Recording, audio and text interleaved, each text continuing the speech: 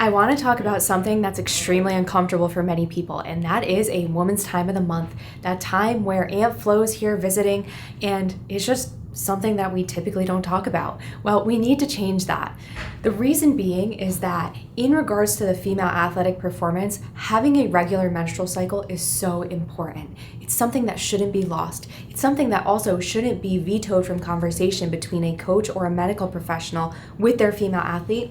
Why? Because it gives us a lens into their health and their performance.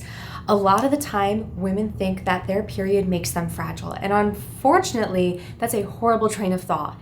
I want period and power to be related. If we are having a normalized period, we need to think that that is going to help us create as much power and perform so much better than if we weren't.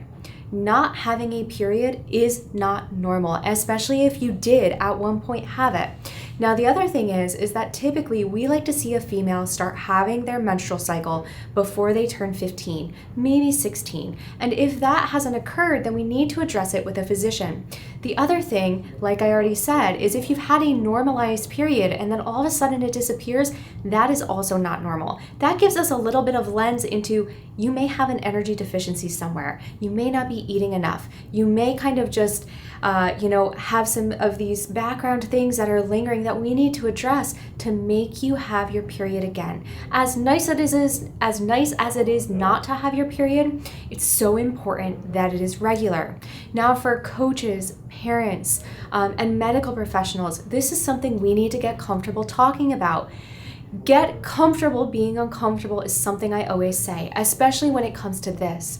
The reason being, as I've already said, it is so important to monitor, to make sure our female athletes stay healthy, to make sure they don't have injuries. We've noted that a lack of menstrual cycle is correlated to more bone injuries, so bone stress injuries, as well as muscle injuries, and also just other things, such as depression. So we don't want that to happen, and we want our athletes to be strong, healthy, and willing to get out there and play. And also, we need to make athletes feel comfortable talking about this as well.